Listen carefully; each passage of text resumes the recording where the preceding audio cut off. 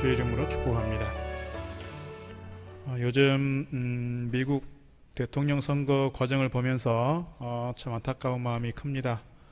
어찌 세계 초강대국이라고 하는 미국이 대통령 선거를 이렇게 정신이 없이 치르고 있는지, 대선이 끝나도 끝난 게 아닌 그런 상황들을 보면서 우리나라에 대해서 좀 더 생각하게 된 것 같습니다.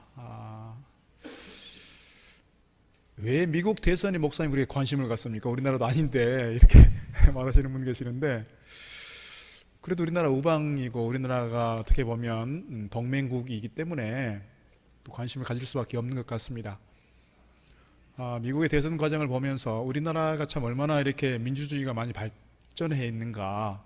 사실 우리가 대통령 직선제 하게 된 게 얼마 안 된 상황이지만 그래도 얼마나 이렇게 안정적으로 잘 정착이 되었는가 하는 것을 감사하게 생각했습니다. 그러면서 떠오르는 생각은 뭐냐면, 우리 한반도 주변에 있는 강대국들이나 대부분의 나라들이 대통령을 직접 투표를 해서 뽑는 경우가 거의 없어요. 보니까요, 직선제로 대통령 뽑는 나라가 없어요. 사실 러시아도 직선제라고는 하지만 그냥 이름만 직선제지 실질적으로 직선제가 되지 않고 있는 상황을 보면, 우리나라가 어떻게 보면 이 강대국들 틈새에서 작은 나라이지만 얼마나 참 강한 나라인가, 그리고 얼마나 이렇게 시스템이 또는 제도가 잘 이렇게 정착되어 있는가에 대해서 감사하게 되는 것 같습니다.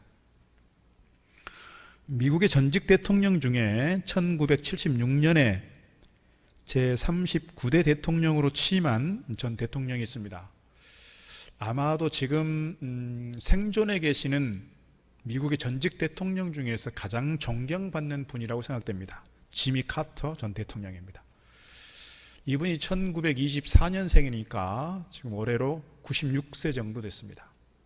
고령이시고요. 이분이 어떻게 보면 단임, 그러니까 이번에 트럼프처럼 이렇게 연임을 하지 못하고 한 번으로 끝나는 4년 동안 재임하지 못하고 끝났지만, 그러나 대통령직을 끝내고 나서 오히려 더 빛이 나는 그런 분이 바로 이 지미 카터가 아닌가, 그런 생각을 갖습니다.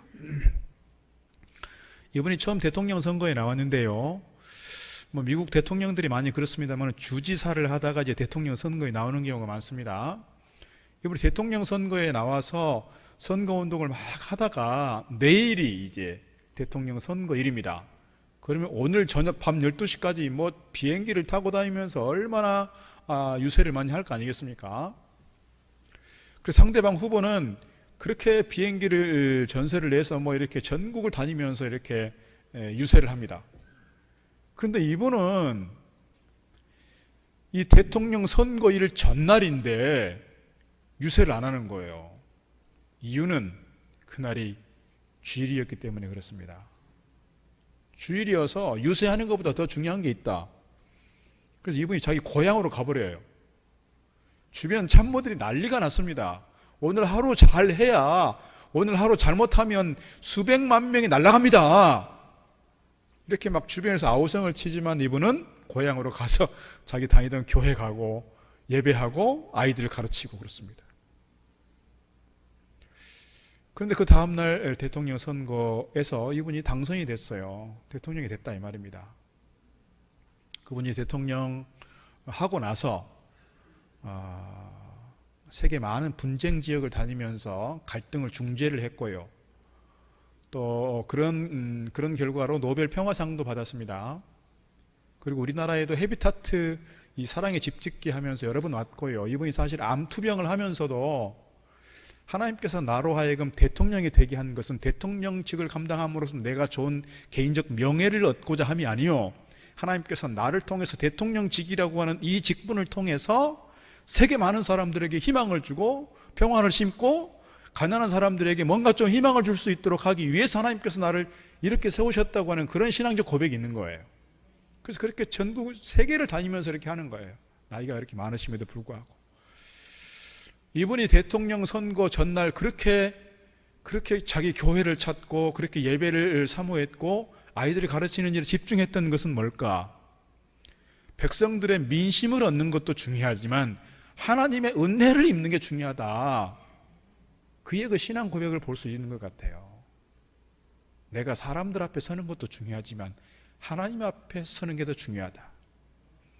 그 세계 최고의 나라 대통령, 이 미국의 대통령 선거일을 앞두고 그렇게 결단할 수 있었던 것은 그의 어떤 신앙적 결단이 아니었나. 하나님의 은혜가 얼마나 중요했는가를 보여주는 것 같습니다.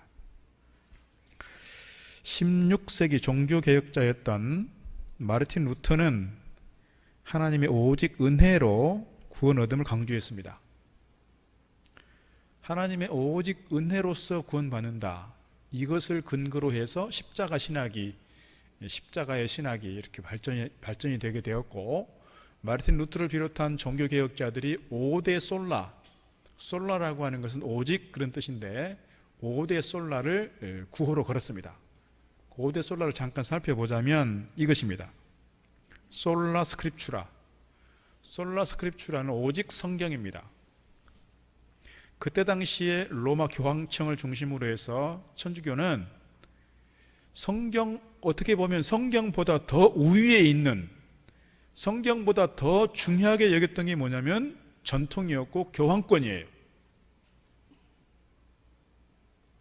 그런 측면에서 교황의 말 한마디가, 교황의 뭔가 어떤 성명서 하나가 모든 교회를 대표했고 모든 교회에 이렇게 영향력을 주었고, 이 지시가, 이 선언이 성경과 상관이 있든 상관이 없든 이거 자체가 중요했단 말입니다.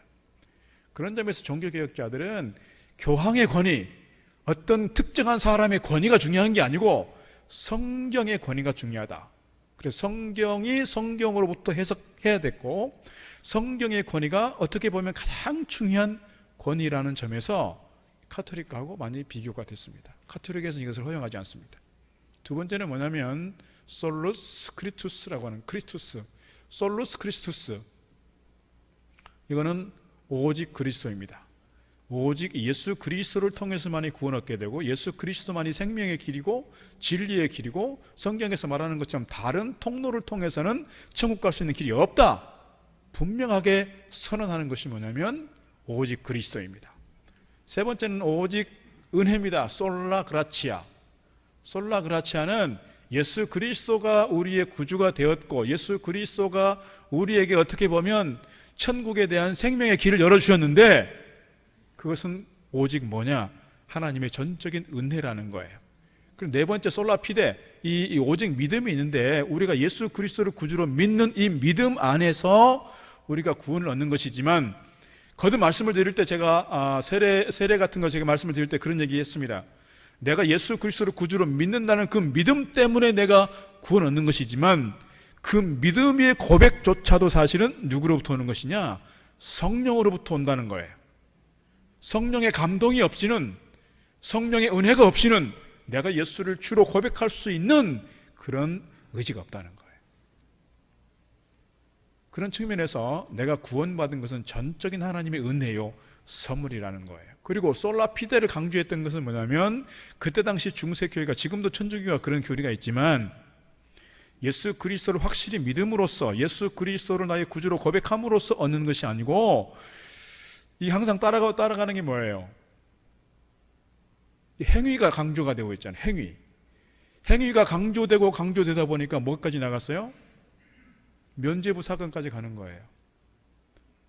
면죄부라고 하는 이 죄를 사함받는 이 면죄부, 그래서 돈을 이 면죄부 통에다 땡그랑 하고 넣으면 어떻게 된다는 거예요? 연옥에 가 있는 우리 아버지 영혼이 천국으로 간다는 거예요. 이런 말도 안 되는 그런 어거지 교리를 만들어 놓고 그렇게 성도들을 호도했단 말입니다. 이게 뭐가 강조되다 보니까요? 행위가 강조되다 보니까요. 그래서 루터는 자꾸 오직 믿음으로 하박국서에서 말하고 있는 것이, 로마서에서 말하고 있는 것이 오직 믿음으로 이거예요. 그래서 루터가 성경 중에서 좀 경시했던 성경이 있습니다. 뭐냐면 야고보서입니다. 야고보서가 사실 행위를 강조하는 것 같지만, 야고보서에서 말하고 있는 그 행위는 뭐예요? 행위 자체만의 문제가 아니라 믿음이라고 하는 것이 보여져야 되는데 무엇을 통해 보여지느냐? 우리의 삶을 통해서, 행위를 통해서, 우리 언어 생활을 통해서 보여진다는 점에서 이 행위라고 하는 것은 믿음과 동떨어질 수 없는 것이다. 이것을 강조하는 게 야고보서인데, 그때 당시에 워낙 천주교의 이 카톨릭에 뒤어가지고 워낙 뒤었어요.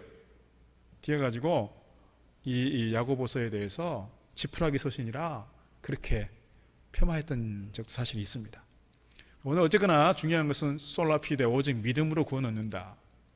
그 다음에 솔리 데오 글로리아입니다. 솔리 데오 글로리아. 제가 졸업한 장로의 신학대학교, 예전에 제가 다닐 때 그 구 본관 앞에 잔디밭에 있어서 잔디밭 위에 큰 글씨로 솔리 데오 글로리아 이렇게 라틴어로 기록된 바가 있었습니다. 지금도 교회 중에서 그게 있습니다.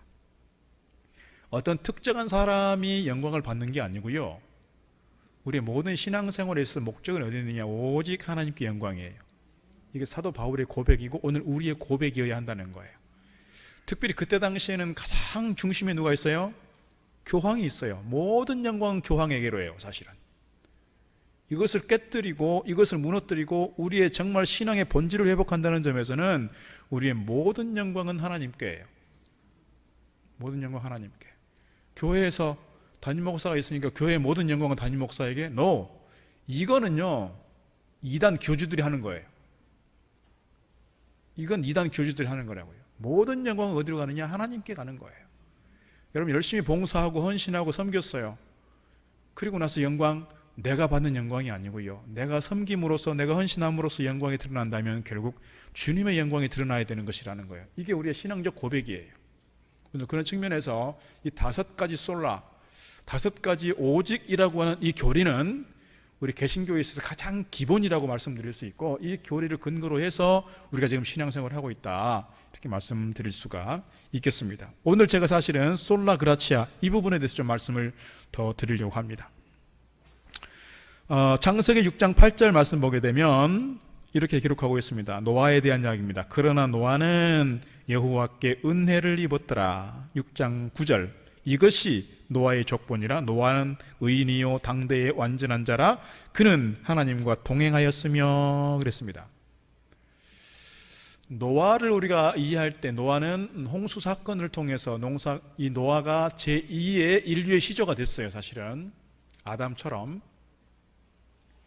그래서 그가 하나님 보실 때 의인이었고 완전한 자가 되었고 늘 하나님과 동행하는 자라 그랬어요.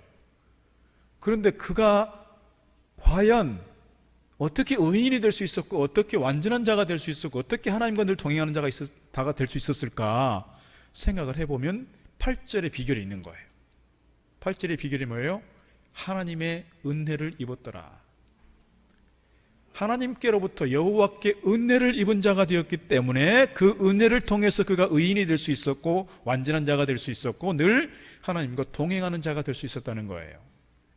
이것 때문에 그는 제2의 인류의 시조가 됐습니다. 오늘 코로나 시대를 살아가면서 오늘 우리에게 정말 필요한 게 뭘까 생각하면 오직 하나님의 은혜. 노아가 하나님의 은혜를 입고서 그가 인생이 달라졌던 것처럼 오늘 우리의 인생 또한 우리의 삶의 현장 가운데서 하나님의 은혜를 입고 하나님의 은혜 속에서 우리의 삶이 건강한 삶으로, 우리의 삶이 완전한 삶으로, 오늘 우리의 삶이 하나님과 동행하는 삶으로 나아가기를 주의 이름으로 축복합니다. 오늘 히브리서 4장의 말씀은 제가 이제 지난 한 주간 동안 히브리서 필사를 하면서 제가 좀 개인적으로 단어 하나하나에 또는 한 절 한 절에 제가 은혜를 받고 가고 있는데 그 중에서 한 부분이긴 합니다. 예전에 이 말씀 가지고 설교했던 기억도 있습니다. 제가 워낙 글씨를 잘 못 써요. 악필이에요. 악필. 글씨가 워낙 절필이다 보니까 제가 지금까지 성경을 필사해보겠다 엄두를 못 냈었습니다. 그냥 제가 제 글씨체를 알거든요. 그래서 글씨를, 성경을 써보겠다는 생각을 못하고 요즘에는 주로 이제 읽거나 아니면 인터넷 보면 뭐 이렇게 듣는 성경들이 많이 있으니까 켜놓고 이렇게 하기도 하는데 이번에 하여튼 저도 울며 겨자 먹기식으로 한번 해보는 거예요. 하다 보니까 저 개인적으로 단어 하나하나 속에서 어떤 한 절 한 절 속에서 저 개인적으로 얻는 은혜가 있어요. 깨달음이 있어요. 그래서 사실 오늘 이 말씀 함께 나누려고 합니다. 오늘 특별히 제가 꽂힌 단어가 은혜예요. 은혜. 16절 말씀 보게 되면 은혜라고 하는 단어가 2번 등장하고 있습니다. 16절 한번 읽어보겠습니다. 우리 16절 같이 한번 읽어볼까요?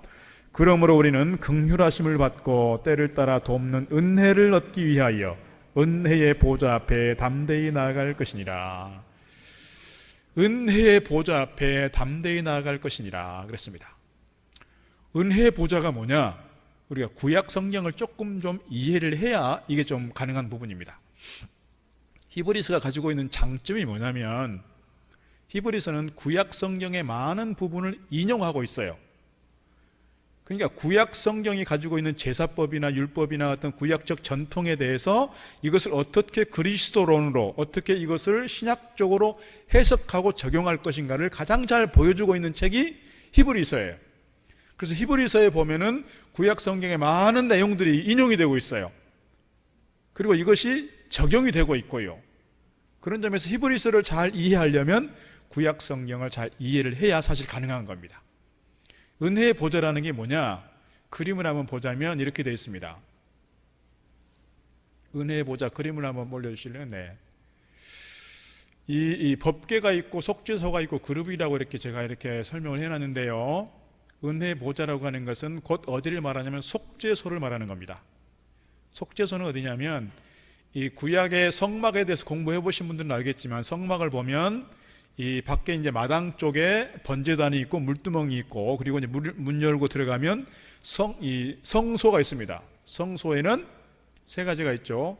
이 지성소 쪽에 분향단이 있고 떡상이 있고 이 촛대가 있습니다. 그리고 그 안쪽에 뭐가 있냐면 지성소가 있는데 지성소 안에 이게 있는 겁니다.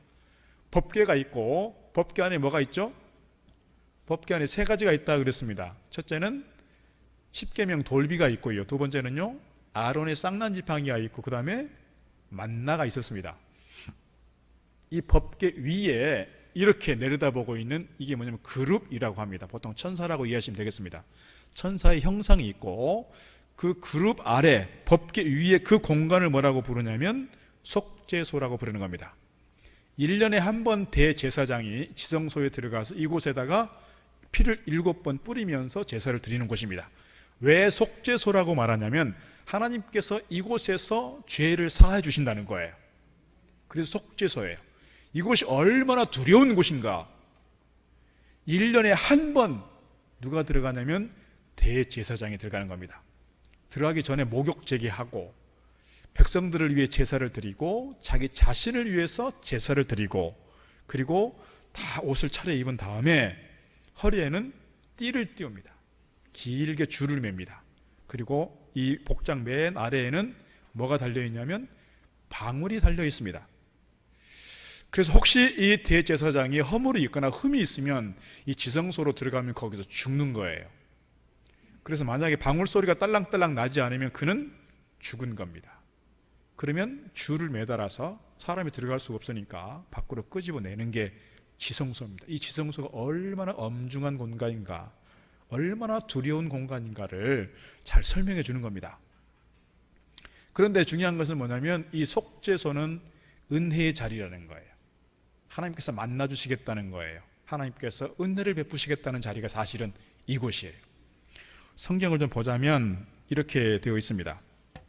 레위기 16장 2절 보면 레위기 16장 2절 여호와께서 모세에게 이르시되 네 형 아론에게 이르라 성소의 휘장 안 법궤 위 속죄소 앞에 아무 때나 들어오지 마라. 그리하여 죽지 않도록 하라. 이는 내가 구름 가운데에서 속죄소 위에 나타남이니라. 하나님께서 구름 가운데 속죄소 위에 나타나시겠다는 거예요. 그 다음에 출애굽기 30장 6절에 이렇게 되어 있습니다. 하나님께서 만나주시는 장소라는 거예요. 그 제단을 증거궤 위 속죄소 맞은편 곧 증거궤 앞에 있는 휘장 밖에 두라. 그 속죄소는 내가 너와 만날 곳이며 그랬어요. 내가 너를 만나주는 장소가 여기라는 거예요. 그리고 이곳은 내가 나타나는 장소다.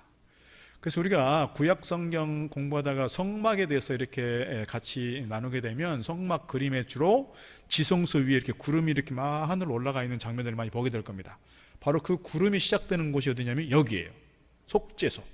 왜냐하면 하나님께서 이 구름 가운데에서 속죄소 위에 임하겠다 그랬거든요. 이 말씀을 근거로 해서 이제 성막을 그리는 분들은 주로 그렇게 그림을 그리게 됩니다. 그런 점에서 이 속죄소는 또 은혜 보좌는 되게 무서운 곳이었고 두려운 곳이었어요. 그런데 오늘 말씀 보니까 뭐라고 되어 있어요? 그 은혜의 보좌 앞에 담대히 나아갈지어다 그랬어요. 담대히 나아갈지어다. 아까 이렇게 지나갔습니다마는 이 은혜의 보좌는 보통 한문으로 말할 때 시은소라고 합니다. 시은소라고 하는 것은 시는 베풀 시, 은은 뭐예요? 은혜, 은. 그래서 은혜를 베푸는 장소가 어디냐면 시은소요, 은혜의 보좌예요. 이 은혜의 보좌 앞으로 오늘 히브리서 기자를 통해서 은혜의 보좌 앞으로 담대히 나아가라 그랬어요. 그럼 구약 시대에는 누구만 나가는 자리예요? 대제사장만 나가는 자리였어요. 지금은요, 우리가 누구나 다 나아갈 수 있어요. 왜? 우리가 모두나 은혜의 보좌 앞에 나아갈 수 있어요. 그 누구나 모든 성도들이 은혜의 보좌 앞에 나아갈 수 있도록 길을 열어주신 분이 계세요. 그분이 누구시냐? 바로 예수님이라는 거예요. 우리 주님께서 오늘 우리로 하여금 하나님을 아버지로 모시고 예수 그리스도를 구주로 고백하는 사람들에게 누구나 이렇게 은혜의 보좌 앞에 나아가도록 길을 열어주셨다고요. 예수님께서 십자가에 달려 돌아가실 때 어떤 일이 있었습니까?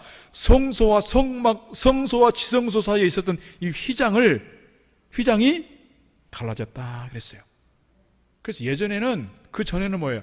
1년에 한 번씩 대제사장이 그 지성소를 들어갈 수 있었지만 지성소의 문이 열림으로써 이제는 누구나 그곳에 가서 하나님을 만날 수 있다는 거예요. 그래서 종교개혁자들이 말하는 게 뭐예요? 만인 제사장이라. 그래서 누구나 예수 그리스도를 구주로 믿는 사람들은 다 제사장이기 때문에 우리가 직접 하나님께 나아갈 수 있고 하나님께 기도할 수 있고 하나님께 예배할 수 있고 하나님 만날 수 있다는 거예요. 오늘 이 은혜의 보좌라는 것이 하나님을 만나는 자리, 하나님께서 성령을 통해 임재하는 자리, 우리의 기도를 들어주는 그 자리, 은혜의 보좌, 누구에게나 열려 있다는 거예요.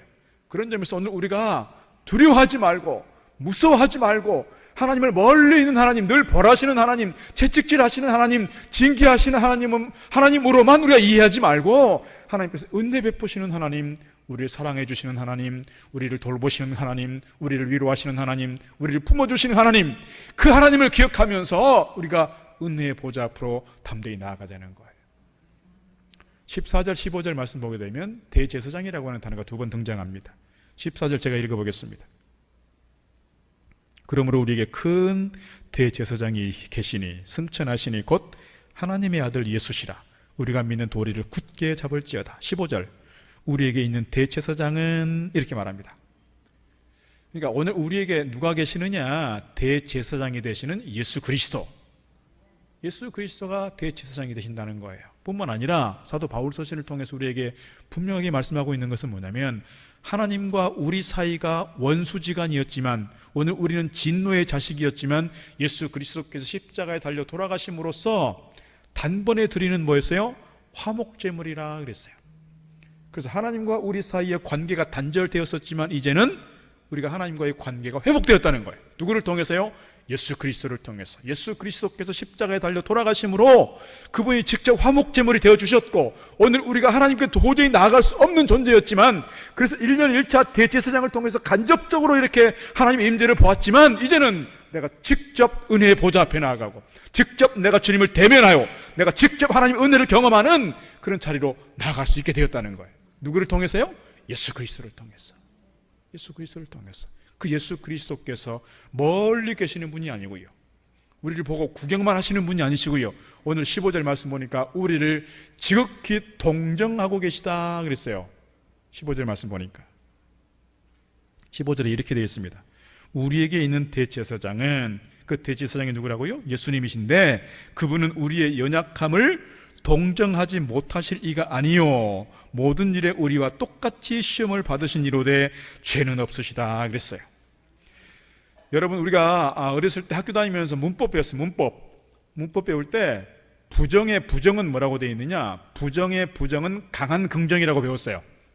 다시 말씀드리면 동정하지 못하시는 분이 아니요 그랬으니까 어떻게? 아주 동정해 주시는 분이라는 거예요. 아주 크게, 아주 많이, 아주 깊게 우리의 연약함을 동정해 주시는 분이라. 이분이 누구냐? 예수님이란 말이에요. 자, 동정이라고 하는 단어는 이렇게 번역될 수 있습니다. 고통을 함께 겪는다, 공감하다, 지지하다, 위문 위로하다, 포용한다는 뜻입니다. 그러니까 예수님께서 어린 시절 이 땅 가운데 친히 몸을 입고 오셔서 베들레헴 이 구유 위에 누이셨어요. 가장 가난하게 짝이 없는 그런 위치로 오셨어요. 그리고 보통 사람들이 살아가는, 사실 그때 당시에 목수라는 게 뭐 지금 목수들 그래도 꽤 돈을 좀 버시는 것 같아요. 그때 당시에 목수들은 되게 가난한 사람들이었어요. 그 아버지 밑에서 교육받고 컸고요. 그리고 공생의 기간 동안 예수님께서 나는 머리 둘 곳도 없다 그랬어요. 예수님께서 만약에 왕족으로 오셨거나 귀족으로 오셨다면 그러지 않아도 됐을 거예요. 그런데 예수님께서는 그렇게 가난하게 오셨어요. 그리고 공생애 동안 다니면서 계속해서 어떤 사람들과 같이 다녔어요? 예수님께서는 죄인들의 친구라, 여인들의 친구라, 가난한 자들의 친구라 그랬어요. 늘 그렇게 없이 사는 사람들, 소외된 사람들, 병든 사람들, 이 사람들과 늘 함께 했어요. 그러니까 오늘 우리가 겪고 있는 우리가 세상 가운데 살아가면서 세상살이 속에서 경험하고 있는 우리의 약함, 우리의 부족함, 억울함, 슬픔, 좀 이렇게 핍박당하는 거, 고난당하는 거, 고통당하는 거, 주님께서 이미 다 당하셨다는 거예요. 십자가 지시는 과정에서 됐습니까? 그렇게 수치를 당하고 조롱을 당하고 모욕당하고 고통당하고 결국 십자가에서 그렇게 억울하게 가셨단 말입니다. 주님처럼 그런 삶의 과정 겪는 사람들이 얼마나 있겠습니까? 간혹 보면 정말 억울해 죽겠다 하는 분도 계시지만 주님의 그 과정을 생각해 보면 이건 아무것도 아닌 거예요. 그러니까 정말 우리가 세상 가운데서 아무리 악한, 아무리 어려운, 아무리 심한 그런 고난과 핍박 속에 있었다 할지라도 주님께서는 그 모든 것을 어떻게 한다는 거예요? 다 알아주신다, 품어주신다, 그래서 위로해 주신다, 이해해 주신다, 공감해 주신다, 이거예요.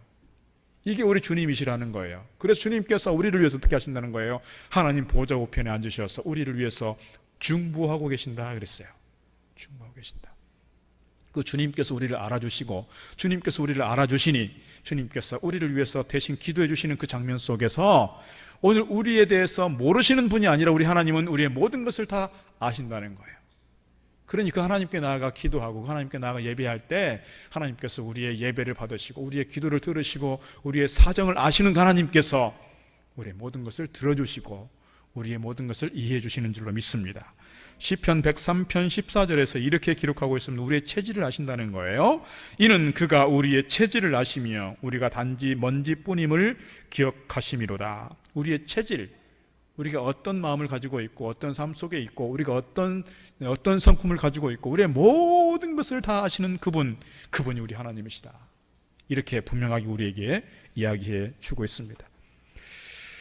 이렇게 주님께서 오늘 우리를 향해서 은혜의 보좌 앞으로 담대히 나아가라 그랬습니다. 16절 다시 한번 보면 그러므로 우리는 긍휼하심을 받고 때를 따라 돕는 은혜를 얻기 위하여 은혜의 보좌 앞에 담대히 나아갈 것이니라. 나아갈 것이니라고 하는 말은 가까이 다가가다 그런 뜻입니다. 멀리서 보는 것이 아니고 가까이 다가가는 거예요. 가까이에서 얼굴을 대면할 수 있는, 가까이에서 말할 수 있는, 가까이에서 만져볼 수도 있는, 그래서 가깝고 친밀하게 접근하는 것, 이것이 나아가는 거예요. 은혜의 보좌 앞에 나아간다는 것은 그래서 오늘 우리가 주님께 더 가까이 나아가는 그런 과정 이해해 볼 수 있습니다. 무엇을 통해서 갈 수 있을까요? 우리가 지금 믿음의 철인 사종경기 하고 있습니다. 사종경기지만 실제로는 두 가지입니다. 그렇죠? 하나는 말씀이고요. 또 하나는 기도입니다.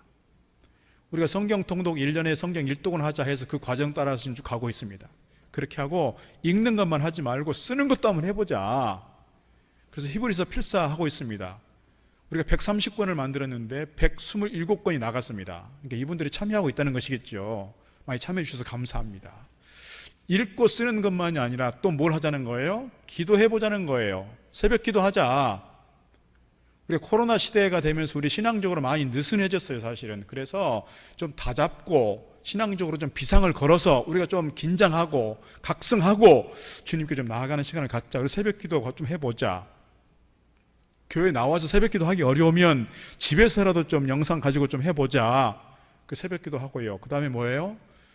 우리가 일상 속에서 기도해보자. 그래서 정오합심기도, 짧은 기도문이지만 그거라도 읽으면서 주님과 만나는 시간, 주님을 좀 접하는 시간, 주님께 가까이 나아가는 시간을 좀 만들어 보자는 거예요. 두 가지를 말씀드리는 거예요. 말씀을 통해서, 그리고 기도를 통해서. 우리 한국교회가 오늘까지 오는 데 있어서 가장 그래도 우리 한국교회 동력이 뭐였을까 생각해보면 새벽기도가 아닌가 싶습니다. 새벽기도. 새벽기도가 사실은 거의 한국교회에만 있습니다. 외국 나가면 새벽기도 거의 없습니다. 그래서 오늘 우리 한국교회가 새벽기도 때문에 사실은 많이 이렇게 부흥하게 되었고 많이 이렇게 성장했다, 이런 생각이 듭니다. 1952년, 우리 교회가 1952년도에 세워진 교회입니다. 그러니까 아직 이 휴전이 되지 않는 그런 상태 속에서 밥 피얼스 목사님이 누구를 모시고 오냐면 빌리 그레이엄 목사님을 한국으로 모시고 옵니다. 밥 피얼스 목사님이 어떤 분인가? 사진을 좀 보여주시자면 이분은 한경직 목사님과 함께 그때 당시에 전쟁 고아들, 혼자 되신 분들, 어려움 당한 사람들을 많이 도왔어요. 고아원도 많이 세웠고요. 지금도 이분 피얼스 고아원이 있어요. 지금도 피얼스 보육원이 지금도 대구 쪽에 있습니다. 이렇게 많은 영향을 끼쳤던 분이고요. 그리고 이분이 지금은 월드비전이라고 되어 있지만 월드비전 이전의 이름이 뭐냐면 선명회였어요. 선명회 하다 보니까 자꾸 착각이 되는 게 있어요. 뭐냐면요, 통일교 문선명하고 자꾸 착각이 돼가지고 선명회 이름 쓰지 말자. 그래서 월드비전으로 이렇게 다시 한 거예요. 그래서 월드비전 한국 지부를 만드신 분이 이 바피얼스 목사님과 한경직 목사님이십니다. 이분이 누구를 모시고 왔냐면 빌리 그레이엄 목사님 모시고 왔습니다. 빌리 그레이엄 목사님이 재작년에 98세로 별세하셨습니다. 이분은 빌리 그레이엄 목사님 보여주세요. 이분은 역대 여러 명의 대통령들에게 있어서 신앙적으로 좋은 영적 멘토로서 역할을 잘 했던 분입니다. 이분이 1970년대 우리 한국의 어떻게 보면 평양 대부흥 운동처럼 1970년대 여의도에서 100만 명씩 모여서 부흥 집회했던 그런 장면들이 있는데 이분이 와서 설교 많이 했어요. 김정한 목사님 이런 분들이 통역했고요. 어떻게 보면 1970년대 우리 한국교회가 이렇게 폭발적으로 부흥했던 중요한 동기 중에 하나가 이거였다고 생각합니다. 근데 이분이 1952년이니까 얼마나 전쟁통에 나라가 어지럽고 다 온통 폐허가 됐고 그렇지 않았겠어요? 우리도 그때 천막교회를 시작한 것처럼 많은 교회들이 천막을 치고 예배를 했어요. 바피얼스 목사님이 빌리 그레이엄 목사님에게 한국교회는 새벽기도 때문에 산 교회다, 희망이 있다. 그러니까 이 빌리 그레이엄 목사님이 다른 데서는 새벽기도를 접해보지 못했잖아요. 근데 한국에서 새벽기도를 한다고 하니까 그러면 이렇게 번듯하게 예배당을 잘 지어놓고 따뜻하게 하고, 그때가 겨울이었는데 따뜻하게 해놓고 이렇게 새벽기도 하겠지. 바피얼스 목사님이 이 빌리 그레이엄 목사님을 모시고 새벽 4시 반에 천막을 쳐놓고 예배를 드리는 그 장소에 갔어요. 뭐 깔려 있을까요? 멍석 깔려 있고요. 저희가 어렸을 때는 쌀을, 지금은 뭐 마대자루 같은 데다 이렇게 하잖아요. 쌀을 또 이렇게 이 포장을 얼마나 잘합니까? 그때 당시 다 뭘로 했어요? 이렇게 가마니로 했대요. 가마니. 그 가마니 깔고 멍석 깔고 이 장작 같은 거 깔고 그 위에서 그 추운 바닥에 텐트 치고 난방도 제대로 안 된 그 상황 속에서 몇 명이 있으니 189명이 그곳에 예배를 드리고 있는 거예요. 뜨겁게 기도하면서 이 빌리 그레이엄 목사님이 충격을 받았어요. 한국 교회가 이렇게 희망이 있구나. 이 전쟁통에. 그래서 저는 가만히 생각해 보면 우리 한국 교회 성장의 역사는 결국 우리 대한민국의 성장의 역사와 같이 가는 거예요. 그 비결이 어디 있느냐라고 생각해 보면 물론 많은 분들이 산기도도 가고 뭐 철학기도도 했지만 이 새벽기도 운동에 있지 않는가, 저는 그렇게 보는 겁니다. 새벽기도 때 많은 분들이 와서 교회를 위해서 기도하고 자기의 삶을 위해서 기도하고 더 나아가서 자녀들을 위해서 기도하고 국가와 민족을 위해서 기도했단 말이죠. 그래서 오늘의 대한민국이 있게 되었다, 저는 그렇게 믿습니다. 그의 기도의 능력이, 기도의 힘이 하나님 은혜 가운데 우리 가운데 임하게 되었고 그것이 응답이 되었고, 그래서 오늘 우리가 이렇게 예배할 수 있고 우리 한국이 이렇게 성장했다, 이렇게 말씀드리고 싶습니다.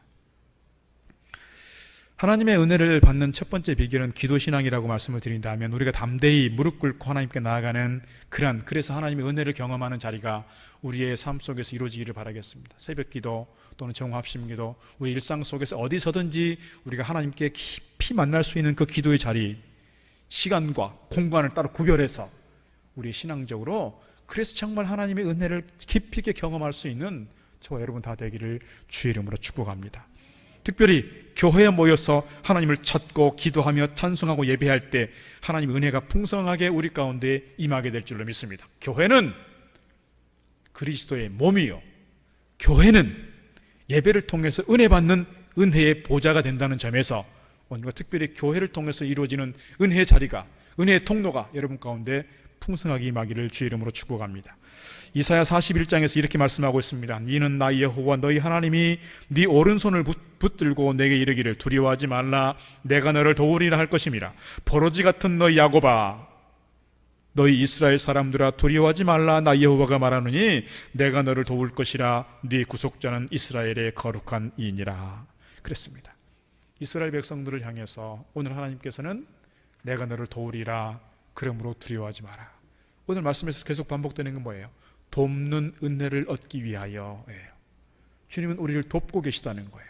우리의 모든 것을 다 공감해 주시는 그 주님, 예전 번역으로는 체휼하시는 그 주님, 그 주님께서 우리의 사정을 다 아시고 우리가 기도할 때, 우리가 말씀 가운데 있을 때, 우리가 은혜의 보좌를 찾을 때 주님께서 우리를 보시고 우리에게 은혜를 주시고 우리를 도우시고 우리를 보호하시고 우리 가운데 역사해 주시는 줄로 믿습니다. 날마다 하루하루 일상 속에서 은혜의 보좌를 찾고 나아감으로써 우리의 삶이 더욱더 영적으로 풍성해지는 부유의 삶이 우리 가운데 누려지기를 주의 이름으로 축복합니다. 기도하겠습니다. 하나님 아버지 감사합니다. 오늘 우리 이 성도들이 주님의 보혈로 인하여 은혜의 보좌 앞에 이미 담대히 나아갈 만한 자격을 얻은 성도들인 줄 믿습니다. 주님, 우리에게 대제사장이신 우리 주님께서 오늘 또 우리와 함께 하시는 줄 믿습니다. 그 주님께서 우리의 연약함을 도우시고 동정하시고 은혜 베푸시는 줄 믿습니다. 우리가 때를 따라 돕는 은혜를 위하여 은혜의 보좌 앞에 담대히 나아감으로써 오늘 우리가 정말 주님과 함께 동행하는 삶이요, 주님의 은혜 가운데 머무는 삶이요, 은혜의 장중 안에 붙들림 바 되게 하시고 오늘 우리의 삶이 날마다 영적으로 풍성하고 부유한 삶을 누려갈 수 있도록 인도하여 주시옵소서. 이 코로나의 어려운 상황 속에서 저희들 주눅들지 않게 하시고 포기하지 않게 하시고 늘 주님 붙들고 나아감으로써 날마다 은혜의 보좌 앞에 나아가는 삶이요, 주님 은혜 가운데서 저들의 삶이 더욱더 든든히 서가도록 축복하여 주시옵소서. 예수님 이름으로 기도드리옵나이다. 아멘.